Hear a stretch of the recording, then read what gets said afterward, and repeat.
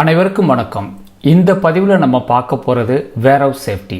இந்த warehouse safety video length அதிகமாக இருக்கிறதுனால பார்ட் 1 பார்ட் 2 அப்படின்னு 2 பதிவுகளாக நம்ம போட போகிறோம். இந்த வேர்ஹவுஸ் சேஃப்டியில் நம்ம என்ன பார்க்க போகிறோம் அப்படின்னாக்க, வேர்ஹவுஸ் சேஃப்டினா என்ன, அதை பற்றி ஒரு introduction, security and access control எப்படி இருக்கணும், ஃபயர் சேஃப்டி சம்மந்தப்பட்ட இஷ்யூஸ் என்னென்ன இருக்குது, அதுக்கு என்ன தீர்வுகள், ஸ்டோரேஜ் என்னென்ன மாதிரி ப்ராக்டிசஸ் நல்லது, மெட்டீரியல் ஹேண்ட்லிங்கை பொறுத்த வரைக்கும் மேனுவலாக எப்படி நம்ம ஹேண்டில் பண்ணணும், ஃபோர்க் லிஃப்ட்டு, ஸ்டாக்கர்ஸு, பேலட் ட்ரக்ஸ்ன்னு சொல்லிட்டு மற்ற மெக்கானிக்கல் மெட்டீரியல் ஹேண்ட்லிங் எப்படி பண்ண போகிறோம், எலக்ட்ரிக்கல் சேஃப்டி சம்மந்தப்பட்ட விஷயங்கள், அப்புறம் டிராஃபிக் மேனேஜ்மெண்ட் எப்படி வரக்கூடிய லாரிகளெல்லாம் மேனேஜ் பண்ண போகிறோம், ஹவுஸ்கீப்பிங் இஷ்யூஸு, அப்புறம் கடைசியாக ஜென்ரலான விஷயங்கள், அதாவது ஃபர்ஸ்ட் எய்ட் பாக்ஸ் எப்படி வைக்கணும், பெஸ்ட் கண்ட்ரோல் எப்படி பண்ணணும், ட்ரைனிங் என்ன கொடுக்கணும், பிபிஇ சைனேஜ், இதெல்லாம் நம்ம பார்க்க போகிறோம். இந்த பதிவில் நம்ம கவர் பண்ண போகிறது முதல் 4 விஷயங்கள் மட்டும்தான். அதாவது warehouse safety, security, fire safety, அப்புறம் ஸ்டோரேஜ். வேர்ஹவுஸ்ன்றது எந்த ஒரு பிஸ்னஸ்க்கும் ஒரு இன்றியமையாத விஷயம். அதாவது பார்த்தீங்கன்னாக்கா, அது ஃபேக்ட்ரியாக இருக்கட்டும், இல்லை ஒரு இ-காமர்ஸ் பிஸ்னஸாக இருக்கட்டும், இல்லை ஒரு நார்மலாக பிஸ்னஸ் பண்ணுறாங்க அவங்களுடைய மெட்டீரியல்ஸ்லாம் ஸ்டோர் பண்ணுறதுக்காக இருக்கட்டும், இதுக்கெல்லாம் இந்த குடவுன்ஸு, வேர்ஹவுசஸ்லாம் ரொம்ப ரொம்ப முக்கியம். இப்போ ஃபேக்ட்ரி எடுத்துட்டோம் அப்படின்னாக்கா, ரா மெட்டீரியல் ஃபேக்ட்ரிக்குள்ளார வரும், அதை ப்ராசஸ் பண்ணி ஃபினிஷ்டு ப்ராடக்ட்ஸை வெளியே அனுப்புவாங்க. ரா மெட்டீரியல் ஸ்டோர் பண்ணுறதுக்கும் ஃபினிஷ்டு ப்ராடக்ட்ஸை வைக்கிறதுக்குமே கண்டிப்பாக வேர்ஹவுஸ் உங்களுக்கு தேவைப்படுங்க. இப்போது இ-காமர்ஸ் பிஸ்னஸ்லாம் எடுத்துட்டிங்க அப்படின்னாக்கா, முழுமையாக உங்கள் வேர்ஹவுஸை நம்பி தான் இருக்காங்க. வேர்ஹவுஸில் நிறைய ஸ்டாக் வைக்கிறோம், அதோடு சேர்த்து நிறையா ஹசார்ட்ஸுமே நம்ம வைக்கிறோம். அதாவது இந்த வேர்ஹவுஸை பொறுத்த வரைக்கும் இருக்க ஹசார்ட்ஸை முறையாக நம்ம கண்ட்ரோல் பண்ணலாம் அப்படின்னாக்க, நிறைய தீ விபத்துக்களும் உடல் சம்மந்தப்பட்ட விபத்துக்களுக்கும் வழிவகுக்கும். அது மட்டும் இல்லாமல் பார்த்தீங்க அப்படின்னாக்க, உங்களுடைய வேர்ஹவுஸில் சேஃப்டி சரியாக இல்லை அப்படின்னாக்க, இன்சூரன்ஸ் காஸ்ட் அதிகமாக கொடுக்குறாப்புல இருக்கும். அப்புறம் லீகல் எக்ஸ்பென்சஸ்ஸு, மற்ற ஃபைன்கள் எல்லாமே விழக்கூடிய வாய்ப்புகள் இருக்குது. இந்த 2 எக்ஸாம்பிள் பார்த்தீங்க அப்படின்னாக்க, எடிபிள் ஆயிலை ஸ்டோர் பண்ணி வச்சுருக்காங்க குடோனில், அது ஃபயர் ஆகி முற்றிலும் நாசம் ஆகிடுச்சு. அப்புறம் எல்லா மீடியாலையும் இது பப்ளிஷ் ஆகிருக்கு. முதல்ல நம்ம பார்க்க போகிறது செக்யூரிட்டி அண்ட் அக்சஸ் கண்ட்ரோல். அதாவது பார்த்திங்கனாக்கா, நம்மளுடைய வேர்ஹவுஸில் அன்ஆத்தரைஸ்டு என்ட்ரினால் வரக்கூடிய பிரச்சனைகள், அதாவது தீ விபத்து ஏற்படும், அப்புறம் பார்த்திங்கனாக்கா முறையற்ற செயல்கள் நடக்கும், அப்புறம் பொருட்கள்லாம் திருடு போகும். சார், பொருட்கள் திருடு போடுறதுக்கும் சேஃப்டிக்கு என்ன சார் சம்மந்தம் அப்படின்னாக்க, இப்போ நீங்கள் ஃபயர் அண்ட் சிஸ்டம் வச்சுருக்குன்னு வச்சுக்கோங்களேன். இப்போ நான் லாரி உள்ளார வரும், மற்றவங்க வருவாங்க, என்ன ஆகுனாக்கா, அந்த ஹைட்ரண்ட்டில் இருக்கக்கூடிய பிராஸ் நாஸில் கட் பண்ணி தூக்கிட்டு போயிடுவாங்க. இந்த மாதிரி சம்பவங்கள்லாம் நிறையா நடக்குங்க. இங்கே பாருங்கள், ஒரு வேர்ஹவுஸில் இந்த மாதிரி ஷட்டர் வச்சுருக்காங்க. இந்த ஷட்டர் பார்த்திங்கன்னா இவ்வளோ பெரிய கேப் இருக்குது. இது யார் வேணாலும் உள்ளார போயிட்டு வெளியே வரலாம், பொருட்களை திருடிட்டு போக முடியும். இது முறையானது கிடையாதுங்க. செக்யூரிட்டி அக்சஸ் கண்ட்ரோலை பொறுத்த வரைக்கும் என்னென்ன சொல்யூஷன்ஸ் அப்படின்னு பாருங்கள். அதாவது வேர்ஹவுஸை லொக்கேட் பண்ணும்போதே நெருக்கமான ஜனசந்தடி இருக்க இடத்துலேருந்து தள்ளி இருக்கணும். அப்போ தான் பிரச்சனைகள் ரொம்ப கம்மியாக இருக்கும். ரெண்டாவது பார்த்திங்கன்னா, செக்யூரிட்டி மேனேஜ்மெண்ட்டு ப்ராப்பராக இருக்கணும். உங்கள் கம்பெனி செக்யூரிட்டியாக இருந்தாலும் சரி, எக்ஸ்டர்னல் செக்யூரிட்டி ஏஜென்சியாக இருந்தாலும் ஒரு நல்ல ஏஜென்சியை நீங்கள் வைக்கணும். ரெகுலராக செக்யூரிட்டி பேட்ரோல் இருக்கணும், பகலையும் இருக்கணும், நைட்டும் இருக்கணுங்க. காம்பவுண்ட் வாலு இல்லை ஃபென்ஸு கேட்டோடு இருக்குது வேர்ஹவுஸ்க்கு மிக மிக அவசியம். அப்புறம் பார்த்தீங்கன்னாக்கா, ஜென்ரல் இல்லுமினேஷன், வேர்ஹவுஸை சுற்றியும் உள்ளாரையுமே ஜென்ரல் இல்லுமினேஷன் நல்லாவே இருக்கணும். வேர்ஹவுஸுக்குள்ளார என்ட்ரு ஆகும்போதோ எக்ஸிட் ஆகும்போதோ, அது எம்ப்ளாயீஸாக இருந்தாலும் சரி, விசிட்டர் இருந்தாலும் சரி, ட்ரக்கு குருவாக இருந்தாலும் சரி, அவங்கள முழுமையாக செக்யூரிட்டி செக் பண்ணணுங்க. அப்புறம் பார்த்திங்கன்னா, சிசிடிவி மானிட்டரிங், அந்த ப்ரிமிசஸ் ஃபுல்லாமே சிசிடிவி வச்சு நீங்கள் மானிட்டர் பண்ணணும், அதை ரெக்கார்டும் பண்ணணும். இப்போலாம் பார்த்திங்க அப்படின்னாக்கா, ரொம்ப அட்வான்ஸு சிசிடிவி சிஸ்டம் வந்துடுச்சு. ஆள் இல்லைன்னா கூட மோஷன் டிடெக்டர்னு சொல்லக்கூடியது, ஆட்கள் மூமெண்ட் இருந்தாவே அதை கண்டுபிடிச்சி அலர்ட் பண்ணக்கூடிய சிஸ்டம்ஸ்லாம் இருக்குது. சில கம்பெனிஸ்லாம் பார்த்திங்க அப்படின்னாக்கா, ரெப்யூட்டட் கம்பெனிஸ்லாம் ஆட்களை வேலைக்கு எடுக்கிறதுக்கு முன்னாடியே அவங்களுக்கு ப்ரீ எம்ப்ளாய்மெண்ட் செக்யூரிட்டி செக்ஸும் பண்ணுறாங்க. ஃபயர் சேஃப்டின்றது வேர்ஹவுஸில் ஒரு முக்கியமான விஷயம். இந்த தீ விபத்துக்கெல்லாம் எப்படி நடக்குது அப்படின்னு பார்த்தீங்கன்னாக்க, அன்ஆத்தரைஸ்டு ஸ்மோக்கிங், கண்ட இடத்துல ஸ்மோக்கிங் கண்ட்ரோல் இல்லாமல் பண்ணுறது, அப்புறம் ஹாட் ஒர்க்குன்னு சொல்லக்கூடிய வெல்டிங் கேஸ் கட்டிங்லாம் இஷ்டத்துக்கு பண்ணுறது, எந்தவித ஃபயர் சேஃப்டி அரேஞ்ச்மெண்ட்ஸுமே இருக்காது. அதாவது பார்த்தீங்கன்னாக்கா, ஒரு ஃபயர் எக்ஸ்டிங்ஷர் கூட இருக்காது, ஒரு பக்கெட்டு கூட இருக்காதுங்க. சப்போஸ் இருந்தாலுமே ஏதோ கடனுக்கு அதை வாங்கி வச்சுருப்பாங்க, எந்தவித மெயின்டெனன்ஸ் இருக்காது. எலக்ட்ரிக்கல் கனெக்ஷன்ஸ் பார்த்தீங்கன்னாக்கா ரொம்ப லூஸ் எண்டாக இருக்கும், பேர் கனெக்ஷன்ஸ் இருக்கும், ரொம்ப மோசமாக இருக்கும். ஹவுஸ்கீப்பிங் ரொம்ப மோசமாக இருக்கும். அப்புறம் பார்த்தீங்கன்னாக்கா இந்த ட்ரை வெஜிடேஷன்றது செடி கொடிகள் வேர்ஹவுஸை சுற்றி இருக்கிறதெல்லாம் காஞ்சி போயிருக்கும். இதுவும் வந்து தீபத்துக்கு வழிகோடும். எப்படின்றத நான் பின்னாடி சொல்கிறேன். அடுத்தது பார்த்தீங்கன்னாக்கா இப்போ வந்து ஒரு வேர்ஹவுஸை வந்து 4-5 கம்பெனிஸ் வந்து ஆக்குபை பண்ணியிருக்காங்கன்னு வச்சுக்கோங்களேன்.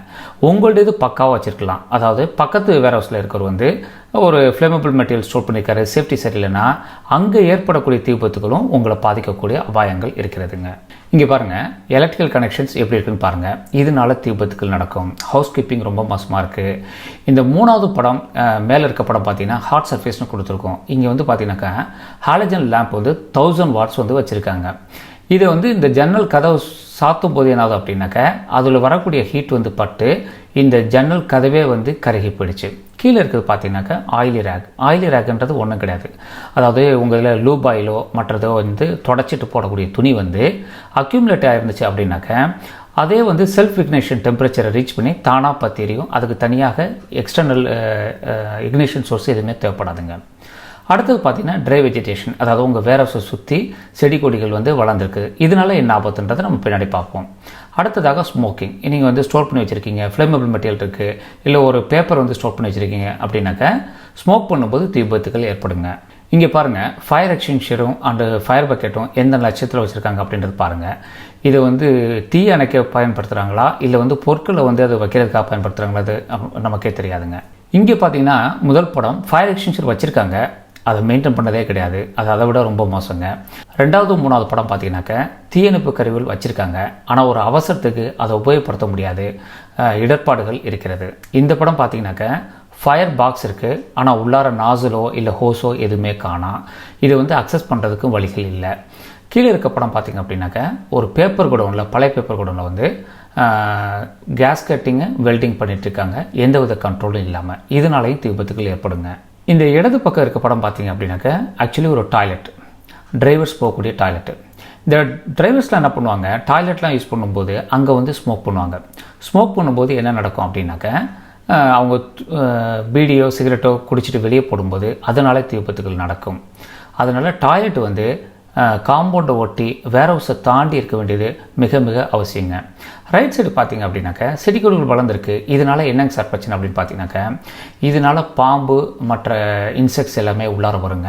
2வது, இது வந்து கோடை காலத்தில் காஞ்சதுக்கப்புறம் ஒரு சிகரெட்டு துண்டை போட்டாங்க அப்படின்னாக்கா எளிதாக பற்றிக்கிடுச்சுன்னா எப்படி சார் உள்ளார அஃபெக்ட் பண்ணுன்னு பார்த்தீங்கன்னாக்கா இந்த படத்தை பாருங்கள். ஷட்டரை வந்து சரியாக க்ளோஸ் பண்ணாமல் இருக்காங்க. கிட்டத்தட்ட ஒரு 2-3 இன்ச்சு வந்து கேப் இருக்குது. அந்த கேப்பில் பார்த்தீங்கன்னா பேப்பர் துண்டுகள் வந்து சொருகி இருக்குது. 3வது படம் கீழே பார்த்தீங்க அப்படின்னாக்கா அதில் வந்து சிகரெட்டு குடிச்சிட்டு போட்டிருக்காங்க. இந்த சிகரெட்டு பட்டு வந்து அதில் பட்டுச்சு அப்படின்னாக்கா தீ விபத்து ஏற்பட்டு உள்ளார இருக்க பொருட்கள்லாம் வந்து நாசமாக போயிருங்க. இந்த படம் பாருங்கள், காம்பவுண்ட் வால் நல்லாயிருக்கு, ஆனால் காம்பவுண்ட் வால் பக்கத்தில் வந்து பேப்பரு மற்ற கழிவுகள் இருக்கிறது. காம்பவுண்ட் வாலுக்கு வெளியே பார்த்தீங்கன்னாக்கா டிரான்ஸ்ஃபார்மர் இருக்குது. டிரான்ஸ்ஃபார்மரில் என்ன ஆகும்னா சம்டைம்ஸ் ஸ்பார்க் வந்து தெரிச்சு விடும். அது இது மேலே பட்டுச்சு அப்படின்னாக்கா தீபத்துகள் உண்டாகுங்க. ஃபயர் சேஃப்டிக்கு என்னென்ன சார் சொல்யூஷன்? முதல்ல வந்து வேர்ஹவுஸில் கம்பார்ட்மெண்டேஷன் இருக்கணும். கம்பார்ட்மெண்டேஷன்னா ஒரு பகுதியில் ஃபயர் ஏற்பட்டுச்சுன்னா இன்னொரு பகுதிக்கு வந்து பரவக்கூடாது. 2வது போர்ட்டபிள் ஃபயர் எக்ஸ்டிங்ஷர்ஸ். ஐஎஸ் கோடு பிரகாரம் ஒவ்வொரு ஏரியாவுக்கும் என்ன தேவை, என்ன டைப் தேவை அப்படின்றத வைக்கணும். அதை முறையாக பயன்படுத்தணும். ஃபயர் ஹைட்ரன்ட் சிஸ்டம் இருக்கணும், ஸ்ப்ரிங்க்லர் இருக்கணும், தேவையான வாட்டர் சோர்ஸு இருக்கணும். இந்த இயர்லி வார்னிங் டிடெக்ஷன் சொல்லக்கூடியது fire alarm and detection system அவைலபிளாக இருக்கணும். குறிப்பாக அங்கே வேலை பார்க்கக்கூடிய ஆட்கள், செக்யூரிட்டி எல்லாமே வந்து ஃபயர் அண்ட் எமர்ஜென்சி ப்ரொசீஜரில் வந்து ட்ரெயினாக இருக்கணும். பீரியாடிக்கலாக மாக் ட்ரில்ஸ் வந்து கண்டக்ட் பண்ணியிருக்கணுங்க. ஹார்ட் ஒர்க்கு பண்ணுறதா இருந்துச்சு அப்படின்னாக்கா ஹார்ட் ஒர்க் பர்மிட் போட்டு அதை முறையாக கண்காணித்து அந்த ஹார்ட் ஒர்க்கை வந்து பண்ணணுங்க. வெஜிடேஷன், அதாவது காய்ந்த செடிகள் எல்லாத்தையுமே பில்டிங்க்கு பக்கத்தில் இருக்கிறது எல்லாத்தையுமே வந்து ரெகுலராக வந்து க்ளீன் பண்ணிகிட்டு இருக்கணும். ஹவுஸ்கீப்பிங் ப்ராப்பராக இருக்கணும். இந்த ஆயிலி வேஸ்ட் ஏற்கனவே சொன்னது ப்ராப்பராக வந்து டிஸ்போஸ் பண்ணணும். கார்கேட்டட் பாக்ஸஸ் ஆயில் இருந்துச்சுன்னா அதையும் வந்து ரிமூவ் பண்ணணுங்க. இதெல்லாம் வந்து சோர்ஸ் ஆஃப் செல்ஃப் இக்னிஷன், தானாக பற்றிக்கக்கூடிய வாய்ப்புகள் உண்டு. ஒரு எமர்ஜென்சி ஆச்சுனாக்கா என்ன பண்ணணும் அப்படின்ற டெலிஃபோன் நம்பர்ஸு, யாரை கான்டாக்ட் பண்ணுன்ற ப்ரொசீஜரு, இது எல்லாமே வந்து போஸ்ட் பண்ணியிருக்கணுங்க.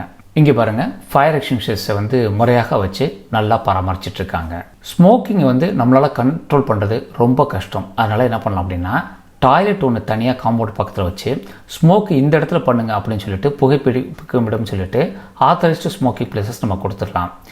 நம்ம வேர்ஹவுஸில் வந்து நீங்கள் ஃப்ளேமபிள் மெட்டீரியல்ஸ் வச்சுருந்தீங்க அப்படின்னாக்க வரக்கூடிய வண்டிக்கெலாம் இந்த மாதிரி ஸ்பார்க் அரெஸ்டர் கம்பல்சரியாக ஃபிட் பண்ணலாங்க. அப்புறம் டிரைவர் என்ன பண்ணணும் அப்படின்ற விவரங்கள் அதை வந்து நம்ம போஸ்ட் பண்ணலாம். அப்புறம் இன்கேஸ் ஆஃப் எமர்ஜென்சி யாரை காண்டாக்ட் பண்ணணும் அவங்களுடைய டெலிஃபோன் நம்பர்ஸை போஸ்ட் பண்ணலாங்க. இங்கே கீழே இருக்க படம் பார்த்தீங்க அப்படின்னாக்க கம்பார்ட்மெண்டேஷன், அதாவது ஃபயர் டோர் ஒன்று இருக்குது. இதை ரெண்டாக பிரிச்சிருக்காங்க. ஒரு இடத்துல ஃபயர் இன்சிடென்ட் நடந்துச்சு அப்படின்னாக்க இந்த டோர் வந்து ஆட்டோமேட்டிக்காக க்ளோஸ் பண்ணி பரவாமல் தடுக்குங்க.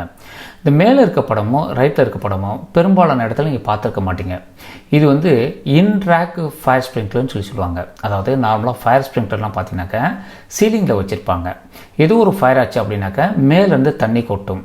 அது வந்து ரேக் சிஸ்டம் இருக்குது அப்படின்னாக்க மேலே இருக்க ரேக்குக்கு மட்டும்தான் தண்ணி வரும், நடுவில் இருக்கிறதுக்கோ கீழே இருக்கிறதுக்கோ வராது.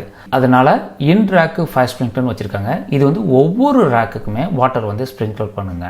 சில பேர் கேட்கலாம், சார் ஏற்கனவே நாங்கள் குடவுனில் வேர்ஹவுஸில் வச்சுருக்கோம், அங்கே இந்த ஃபயர் சேஃப்டி மெஷர்ஸ் இருக்குது, என்ன சார் அடிஷ்னலாக பண்ணலாம் அப்படின்னாக்க சிம்பிளான சொல்யூஷன் இருக்குது. அதாவது பார்த்தீங்கன்னாக்கா 200 லிட்டர் பேரல் ஒரு 5-6 அந்த வேர்ஹவுஸ் சுற்றி வச்சு நம்ம தண்ணி வச்சிட்டோம்னா ஒரு அவசரத்துக்கு பக்கெட்டில் பிடிச்சி நம்ம ஊற்றலாம்.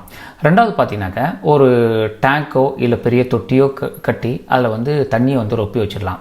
இது எதுக்கு உபயோகப்படும் அப்படின்னாக்கா ஏதோ ஒரு எமர்ஜென்சி அப்படின்னாக்கா நீங்கள் வெளியிலேருந்து கவர்மெண்ட் ஃபயர் பிரிகேடை கூப்பிடும்போது அவங்களுக்கு வந்து தண்ணி கண்டிப்பாக தேவைப்படும். வாட்டர் சோர்ஸ் உங்கள்கிட்டே இருந்து பராமரித்து வச்சுருந்தீங்கன்னாக்கா இது வந்து உங்களுக்கு ரொம்ப உதவிகரமாக இருக்குங்க.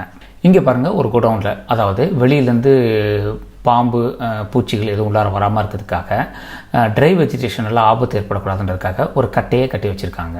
அடுத்து நம்ம பார்க்க போகிறது ஸ்டோரேஜ் ப்ராக்டிசஸ், எப்படி மெட்டீரியலை ஸ்டாக் பண்ணுறதுன்னு சொல்லிட்டு. இங்கே என்னென்ன பிரச்சனைகள் வரும் அப்படின்னாக்க இதை ஓவர்லோடு பண்ணுவாங்க. அதனால என்ன ஆகுனா ரேக்ஸே வந்து கொலாப்ஸ் ஆயிரும். இல்லை வந்து ஒரு ஃபோர்க் லிஃப்ட் வந்து ரேக்கில் மோதுனாலும் கொலாப்ஸ் ஆயிருங்க. இந்த ஸ்டோர் பண்ணுற மெட்டீரியல் வந்து சரியாக பண்ணியிருக்க மாட்டாங்க. அதனால என்ன ஆகுனா திடீர்னு மேலேருந்து பொருட்கள் வந்து கீழே விழும், ஆட்களுக்கு காயங்கள் ஏற்படும். சம்டைம்ஸ் என்ன பண்ணுவாங்க, ஸ்டோர் பண்ணுறதுக்கு இட வசதி பத்தாதனால அந்த ஸ்டாக்ஸ்லாம் கொண்டு போயிட்டு வாழோட சாத்தி வச்சுருவாங்க. அப்புறம் வந்து பார்த்திங்கனாக்கா இந்த லே அவுட் வந்து ரொம்ப மோசமாக இருக்கும். எங்கே வந்து பொருட்கள் வைக்கிறது, எங்கே எடுக்கிறது அப்படின்றது விவரமே தெரியாமல் இருக்கும். அப்புறம் பார்த்திங்க அப்படின்னாக்கா ஸ்டோரேஜ் ஸ்பேஸ் ரொம்ப கம்மியாக இருக்கும், ரொம்ப ஏரியாவே கிராம்படாக இருக்கும், நடந்து கூட போக முடியாது, அந்தளவுக்கு மெட்டீரியல் ஸ்டோர் பண்ணி வச்சுருப்பாங்க. இந்த வேர்ஹவுஸ் ஸ்டோரேஜ் சிஸ்டம் பார்த்தீங்கன்னாக்கா நிறைய சிஸ்டம்ஸ் இருக்குது. இந்த படத்தில் கொடுத்துருக்க அப்படி ரேக்கிங் சிஸ்டம் தனியாக இருக்குது, ஷெல்ஃபிங் சிஸ்டம் தனியாக இருக்குது. அதில் என்னென்ன உட்பிரிவுகள் இருக்கிறது அப்படின்றது இங்கே தெளிவாக கொடுத்துருக்காங்க. இங்கே பாருங்கள், இந்த ஒரே படத்தில் வந்து ரேக் சிஸ்டத்தில் என்னென்ன மாதிரி பிரச்சனைகள் வரும் அப்படின்றத பாருங்கள். ஃபஸ்ட்டு இதில் பார்த்திங்க அப்படின்னாக்கா பேரலுக்கு மேலே ஸ்பேஸ் கிடையாது. ரெண்டாவது நிறைய ஓவர்லோட் பண்ணியிருக்கிறதுனால அந்த பீமே பெண்டாக இருக்குது. டாப்பில் பார்த்தீங்கன்னாக்கா லைட்டிங்கே கிடையாது. அப்புறம் பார்த்தீங்கன்னாக்கா இந்த ஃப்ரேம்லாம் உடஞ்சி போய் கிடக்குது, பேலட்ஸ்லாம் உடஞ்சி போய் கிடக்குது. அப்புறம் இந்த ஹெச் ஃப்ரேமு, ஜே ஃப்ரேமு இதெல்லாம் வந்து டேமேஜ் ஆகி கிடக்குதுங்க. இங்கே பாருங்கள், ஒரு பேப்பர் குடோனில் இந்த படத்தை பார்த்திங்க அப்படின்னாக்கா பேப்பர் பேக்ஸ் வந்து வாழை ஒட்டி வச்சுருக்காங்க. இதனால் என்ன ஆகுனாக்கா வாளுக்கு வந்து லோடு அதிகமாகும். ஷட்டரில் சாத்தி வச்சுருந்தாங்கன்னா ஷட்டரே உடஞ்சி போயிருங்க. சரி சார், இந்த மெட்டீரியல் ஸ்டோரேஜுக்கு என்ன சார் கரெக்டான சொல்யூஷன் அப்படின்னு பார்த்தீங்கன்னாக்கா முதல்ல இந்த லே அவுட்டு பிளானிங்கு ஃபஸ்ட்டு ப்ராப்பராக இருக்கணும். சேஃப்டி வந்து ஃபஸ்ட்டு அங்கேருந்து தான் ஸ்டார்ட் ஆகுதுங்க. எங்கே வந்து நீங்கள் மெட்டீரியல் வந்து ஸ்டோர் பண்ணுறீங்க, எங்கே வந்து சப்போஸ் வந்து பொருட்கள் டேமேஜ் ஆகிருக்கு அப்படின்னாக்கா, இல்லை வந்து இன்ஸ்பெக்ஷன் பண்ணோம்னாக்கா எங்கே டெம்பரரியாக ஸ்டோர் பண்ண போகிறீங்க, உள்ளார வரக்கூடிய மெட்டீரியலை எங்கே ஸ்டோர் பண்ண போகிறீங்க, வெளியே அனுப்பக்கூடிய மெட்டீரியல் வந்து எங்கே ஸ்டோர் பண்ணுறீங்க, வண்டி எங்கே வந்து நிற்கும், எங்கே வந்து டாக்கிங் பண்ணுறீங்க, இதெல்லாம் ரொம்ப முக்கியங்க. அடுத்து பார்த்தீங்கன்னாக்கா நீங்கள் வந்து ரேக் வச்சுருந்தீங்கன்னாக்கா இந்த லோடு எங்கெங்கே வந்து வருதோ அந்த ஸ்ட்ரெச்சர்லாம் வந்து சூட்டபுளாக டிசைன் பண்ணியிருக்கணும். என்ன load actual load safe working லோடோ அதை தாண்டி போகக்கூடாது. எஸ்டபிள்யூன்னு எழுதி வச்சாலும் நல்லாயிருக்கும். அப்புறம் வந்து வேர்ஹவுஸ்குள்ளார வர்றது போகிறது இதெல்லாம் வந்து ப்ராப்பரான என்ட்ரி எக்ஸிட் இருக்கணும். நார்மல் டயத்துலையும் சரி, ஒரு எமர்ஜென்சினா எப்படி ஆட்கள் வெளியேறுவாங்க அப்படின்ற விவரங்களும் இருக்கணுங்க. பேலட்ஸ்லாம் டேமேஜ் ஆச்சு அப்படின்னாக்கா, இல்லை ராக்கிங்லாம் டேமேஜ் ஆச்சு அப்படின்னாக்கா அதோடு வச்சு நம்ம புழங்கிட்டு இருக்கக்கூடாது. அதை வந்து உரிய டயத்தில் வந்து அதை மாற்றிடுங்க. இந்த வேர்ஹவுஸில் சம்டைம்ஸ் பார்த்தீங்கன்னாக்கா ரூஃப்னால லீக் ஆகி பொருட்கள் வந்து டேமேஜ் ஆகிடும். பொருட்கள் டேமேஜ் ஆகிறது மட்டும் இல்லாமல் ஃப்ளோரெலாம் அந்த தண்ணி பட்டு ஸ்லிப்பரி ஃப்ளோராக உண்டாக்கும். அதனால் என்ன பண்ணணும், இந்த ரூஃபில் எதுவும் டேமேஜஸ் இருக்குது இல்லை லீக்ஸ் இருக்குனாக்கா உடனே அதை அட்டன் பண்ணணுங்க. அப்புறம் வந்து பார்த்திங்கன்னா இந்த ரேக் சிஸ்டம் வந்து ஒரு தடவை போட்டதோட நம்ம நிப்பாட்டிடக்கூடாது. அதுக்குன்னு தனியாக வந்து காம்பெட்டன்ட் பர்சன்ஸ் இருக்காங்க, அவங்கள வச்சு பீரியாடிக்கலாக நம்ம செக் பண்ணணுங்க. இந்த படம் பாருங்கள், ஒரு வேர்ஹவுஸில் வந்து எப்படி மெட்டீரியலை ஸ்டோர் பண்ணி வச்சுருக்காங்கன்னு. மேலே வந்து கோல் போஸ்ட் கொடுத்துருக்காங்க. அதாவது ஃபோர்க் லிஃப்ட் வந்து மெட்டீரியலை ரொம்ப ஹைட்டுக்கு தூக்கிட்டு போக முடியாது, அதுக்காக இந்த ப்ரொவிஷன் கொடுத்துருக்காங்க. இங்கே பார்த்தீங்கன்னாக்கா ஒவ்வொரு ரேக்குக்கு முன்னாடியுமே வந்து கார்னரில் வந்து இம்பேக்ட் பீம் கொடுத்துருக்காங்க, எதுவும் டேமேஜ் ஆகாமல் இருக்கிறதுக்காக. சப்போஸ் வந்து ஃபோர்க் லிஃப்ட் மோதுனா ஃபஸ்ட்டு இதில் தான் மோதும், டேமேஜ் ஆகும். ரேக்குக்கு வந்து டேமேஜ் ஆகாமல் இருக்கிறதுக்காக இந்த மாதிரி கொடுத்துருக்காங்க.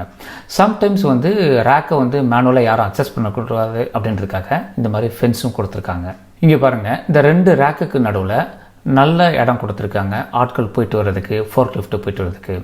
ரைட் சைடு இருக்கிறது ஒரு கம்பெனியில் பார்த்தேன். அதாவது பார்த்தீங்கன்னாக்க நீங்கள் வந்து மெட்டீரியலை வந்து வாலில் ஸ்டோர் பண்ண முடியாது, ஆட்கள் போய் இன்ஸ்பெக்ட் பண்ணுறதுக்கு வசதியாக ஒரு 2.5 அடி வந்து இடமே கொடுத்து இந்த மாதிரி வந்து கம்பி கொடுத்து முறையான பேசேஜ் கொடுத்துருந்தாங்க. இது வரைக்கும் நம்ம பார்த்தது வேர்ஹவுஸ் சேஃப்டியில் வந்து ஒரே ஒரு பார்ட் மட்டும் நம்ம பார்த்துருக்கோம். அடுத்த பார்ட்டையும் பார்த்திங்கன்னா தான் உங்களுக்கு முழுமையாக விளங்கும். நன்றி, வணக்கம்.